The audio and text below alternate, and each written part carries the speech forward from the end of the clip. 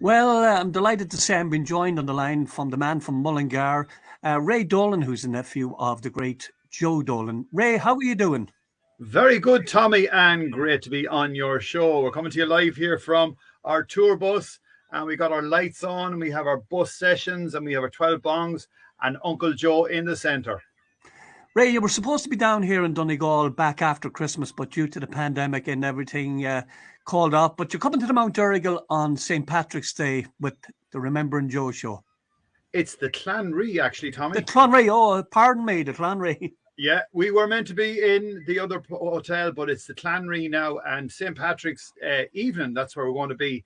I believe there's a huge, big St. Patrick's Day parade in Letterkenny that day, so we want to mind the traffic. Yeah, the last time I actually saw you perform live, it was down in the Clanree as well, and it's a super show. It's all the family, isn't it? It is indeed. My father, my brother, my sister, and we've Karen Carroll, which is a lady singer from Dundalk, and we've got trumpet, guitar, keyboards, drums, full nine-piece band. Yeah, so we're really looking forward to coming back to Letterkenny and the Clanree Hotel on St. Patrick's night. Isn't it amazing how, after all these years, Joe is as popular today? His music is as popular today as it was when he was on the go. It definitely is, and it's unbelievable that the songs have stayed with everyone.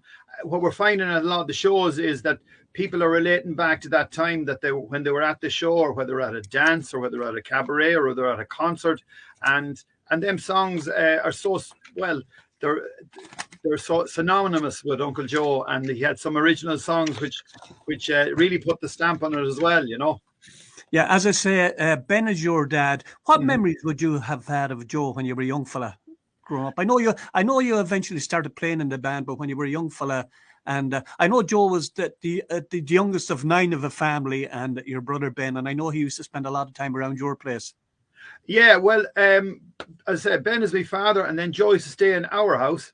So, but going back, early memories of Joe would be bringing us to school in a James Bond car, uh, and it was an interceptor. It was called, and literally it was as big as the bus, and there was a two-seater in the back, and literally when you went back this far, you were sitting in the back seat. That was one memory, and I just can imagine everyone looking in, going, "My God, where did that come from?" And Joe had long hair, and he had a long coat, black coat on him, and he was just after coming back from England. Other memories I remember that Joe, when he stayed in our house, he always had a travel bag with him, and he'd wear out the travel bag and he'd leave it in the house, and it was left for whoever wanted to look into the travel bag. But I always remember taking out pictures that were given to him in Japan, and there was pictures of him getting on off a plane in Japan. Would you believe it? And you're going, wow. And I have no idea where the pictures went. But the early memories, bringing a kimono back to my mother, and the Japanese shoes, um, coming back from Russia and giving us the Russian hat. They, they literally arrived into the pub, and we were there, and Joe came in and he stuck the hat on me. Um, yeah, super memories, super It's, memories. it's amazing. I remember when I was up there with you in Mullingar a couple of years ago, you were giving us a tour of the place. And I was just saying at the time, it had been a great tourist attraction just to do. You took us where he's looking out at the centre of the town, the statues. Then you Mhm, have the bar, you have the mhm. recording studio, and you have the second longest bridge in Ireland that was named after him on the outskirts of the town. Exactly. Well, it's moved on since you were here, Tommy. We call it the Judd Olin Trail now. So you could say it starts off in the Gravel Arms, where he played many times. You go to the statue, you head for the pub then, and after leaving the pub, you go for the cathedral, where it's a magnificent cathedral, and what a setting for Uncle Joe's funeral. And ever since then, I just look at the cathedral and go, wow. Absolutely. And then brings you out to the graveyard. A lot of people go to the graveyard still. It's still very busy. And then back over through Grange is where he grew up, and then literally onto the Joe Dolan Bridge. And another place that we brought you as well was Belvedere, which you were out there Uh, yesterday. Beautiful And out there. there's a new manager, and we literally stood where we done the video in where they took the picture for the first album, on the steps of Belvedere House. That was originally, and it was everything was black and white, and the album cover was color. So another part of the history and the Joe Dolan Trail in Mullingar, and that's quite busy at the moment. A lot of people are going on the Joe Dolan Trail. Yeah, it's amazing. We were saying to you that time, and in the studio, you brought us into the studio as well, and still the white suit was there, and all the knickers from that was thrown at him over the years. Well, the bass drum, I ended up in at the last few years. I was playing drums, and you'd always want to keep the bass drum damp, or not damp, but you'd want to dampen it down. And what the roadies used to do was throw all the knickers into the bass drum. So if anyone's missing a knickers in Donegal, just give us a nod there, and we'll see what we can do and bring it back to you. Repatriate the knickers on the 17th. It must have been a great shock to you when Joe went so suddenly on back in 2000. Wasn't it 2007? 2007. We literally bought this bus that year. We travelled a couple of shows, and Uncle Joe passed away in 2007, and it was an awful shock. But I feel it was an awful shock for our family, but I feel it was an awful shock for everyone who came and everyone who knew Joe. We all felt the same loss. Like it was, what I'd always say was Joe always came into our lives and then he went away again. And a bit like the way we do our shows, the way we've done our shows when Joe was alive. So what we're doing now with the show is we're rekindling all them great memories and playing all them great songs, because it nearly takes 5 singers to sing them songs that he had a full range that cover no problem, and do it all himself as well, Yeah, I know you were a young lad, when you were young, but eventually you were drafted into the band as a percussionist, and you played a bit of drums and did the odd song as well. Yeah, I got into the band when I was 17, and literally when I left school, we played 2 months in Clanree, 5 nights a week. We went to the Belgarden Tala and we played 2 weeks there, and from there then we went to South Africa and we played 2 months. 2 gigs a night, 6 nights a week, all over Africa. And that was my introduction to show business with Joe. And it was amazing. That year, it took me about 3 years to land after that with the excitement of being on the road with Uncle Joe. Yeah, it was great. I was just reading a little bit about Joe earlier on, that before he started with Ben, he was working for the Westmeath local paper there, and then that started off the band and the Drifters in the late 50s. And I don't want to give away my own age, but God, there were some crowds at the show band shows, like any of the venues they went to, and they would have done maybe 5 or 6 hours a night back then, didn't they? Back in the early 60s. At that time, yeah. Fair enough, people worked hard as well in their job, but he sort of worked his way into going full time. But when you think about it, they needed all the full time because they were doing so many hours, and to get to the shows as well, because there wasn't many motorways at that time. That's your wife on the phone. But there was, as I said, there was very little transport at the time, and the roads were bad. So it did take a lot of time to do the shows and to play at dances. And yes, they were very successful. That amount of time, it lasted for their band, I think 7 or 8 years. And then it broke up, then the Drifter show band.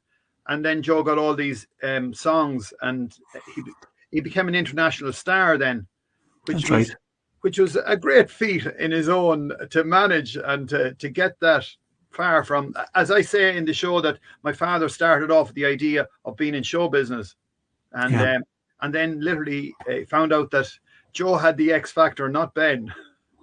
Yeah, he was the only Irish artist to have a #1 in the 60s, the 70s, the 80s, and the 90s. And it all started back in 64 with The Answer to Everything. How did he come across that song? They would have picked songs from, actually, a lot of the songs that were picked at that time were country songs.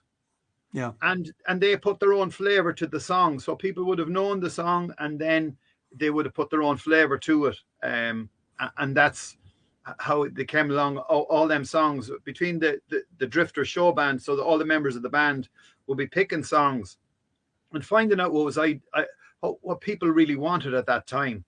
Yeah. And then, as I said, to move on to get original songs, which was the whole turning point, really.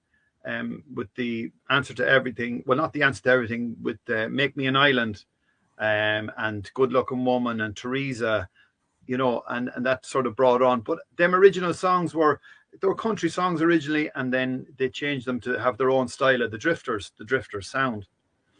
Yeah, I'm going to test your memory. How was your memory, Joe? Ray? What memory? How? I remember when we were up in Mullingar with you, you asked me in the studio what was my favourite Red Joe Dolan song, and can you remember what I said? Oh, yeah, was this? I'll give you a hint. Yeah. The town that I came from. Town Cement. That's it. Why, Tommy? Why? I don't know, it just resonated with me. You know, of all the great songs, like, you know, You're Such a Good Looking Woman, and there's that many. You know, when I was doing the band show on the Wednesday night here before the pandemic, I used to play it. You know, you could have done a whole show of Joe's songs, you know, like, there's that many. It's interesting that you say that, because we had people down, and they came down in Mullingar, and they stayed over the weekend in Mullingar, and we went to meet them the next day after the show. And there was a mixture of daughters, mothers, and grannies in, you know, so the daughter, the mother, and the granny were there, right? And I asked each of them what was their favorite song, but the youngest of them all said The Answer to Everything, the early songs. And to me, they are very important. They mean a lot to me, more than, as I said, the other songs. I don't know what it was, but it seems it captured. Maybe the songs are being played in the house so all the time, or maybe, but it does. They're songs that I really love as well, you know. And it's amazing, you talk about the older songs. In the late 90s, he changed direction, kind of. He went more the universal. That's right, that completely different stuff altogether. And it went down well, because at that stage, the show band era had been over. And I suppose he was thinking, you know, to keep up with the times, what am I going to do? And he did that. But he kept changing, you see, as things went by. And like when you think about his career, was 50 years in going, right? So always he was moving forward.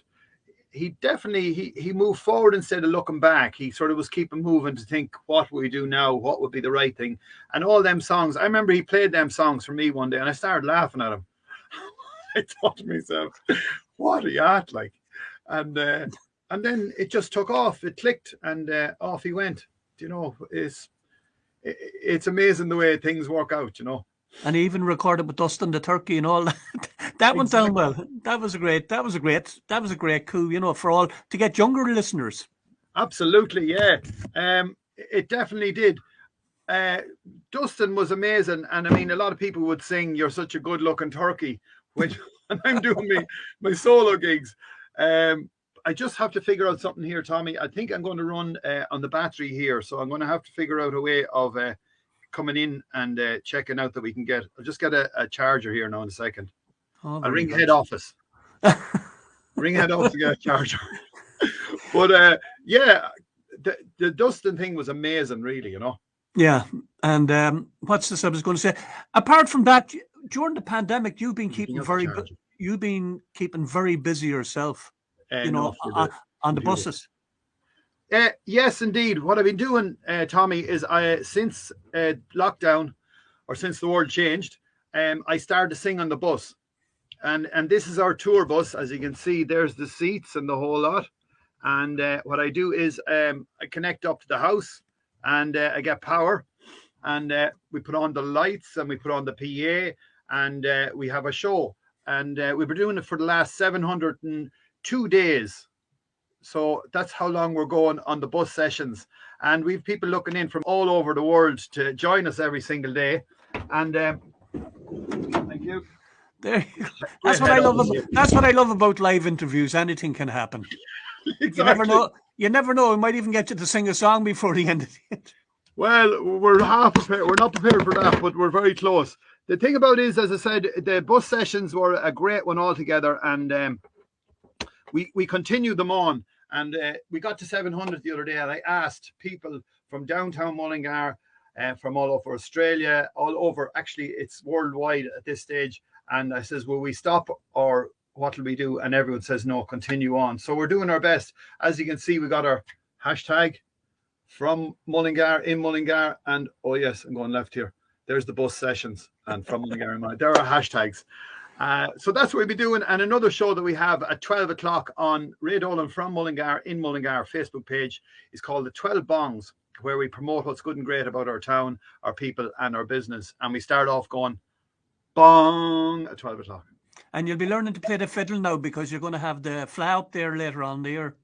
The fla is on the way. Yeah, it's going to be in just heading for August direction. It's going to be huge here and a real injection for the town. We've been put off for the last 2 or 3 years, but everything is up and running now, and they're heading in that direction and creating funds and sponsorship and excitement and accommodation. You'll probably be down, Tommy, will you? Oh, God, I know where you live. I'll be knocking at the door someday. Come here, I tell you, the current tour now, is Letterkenny the first on the trip, or have you started it already? We started, we've played some shows in Clanree. We're going back to Killarney, the Glen Eagle, and then we're playing, where else now? I'll tell you, I have a written note here. We're in, next Friday, we're in Newcastle West. And the next one after that is, here we go. So we started in Killarney, then we played in Mullingar the 11th of February. We were in Kells last weekend, and now we are heading for Newcastle West, the Long Court Hotel on the 4th. The 17th, we're going to be in Clanree Hotel, and that's the one we're chatting about here on the radio station. And as well as that, we're going to be Friday, the next night, we're in Arklow. What else have we got? We've got Mother's Day in Taylor's Tree Rock in Dublin, and then Waterford on the 1st of April. The 18th or the 8th of April, we're going to be in the TLT in Drogheda Theatre, and the Red Cow Friday and Saturday, the 15th and 16th of April, and Friday the 22nd of April, we're going to be in Bantry in the Maritime Hotel, and Saturday in Tipperary in Feathert Ballroom. That's a cabaret show on the 30th of April. They're the dates that I have at the moment. Now, there's a lot of dates coming in, and there's a lot of promoters ringing up and looking for different venues. Hopefully, we're going to make it to Derry in the Millennium Theatre. We're chatting to a few people about that at the moment, and hopefully one in Belfast as well. And come here, you must be delighted to be back on the road again after such a long time off for you. Buzzing. Like it's interesting to sing in the bus is fine, and it's like a whole different approach, Tommy, and you understand it yourself from being a radio man, and now we're doing videos, so it's a whole different approach and a whole different way of connecting with people. But you cannot beat standing on the stage singing to people in the venue and feeling the energy from them, and as much energy as we can give off and as much music we can give off as well, you know. Yeah, it's really good. So really looking forward to it, you know, because I was down the last time you were in the Clanree, and there was a great buzz and it was jammed, and I'm sure that I believe the tickets are going very well for it at the moment as well. So if anybody wants to get a ticket, to just contact the Clanree, is that it?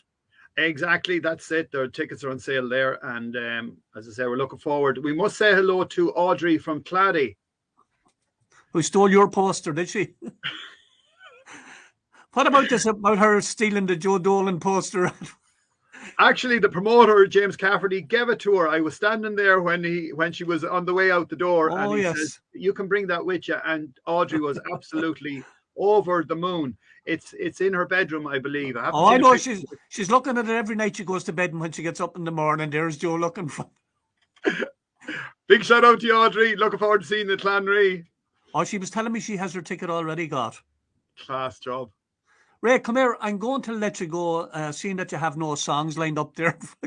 It'd be too much to ask. Anyways, I'll let you go. Really looking forward to seeing the gig. And I must say, you're looking very good for a boy your age. Thank you very much. For a boy your age. You know what we'll do, Tommy? You say it's over now, but it's easy to see.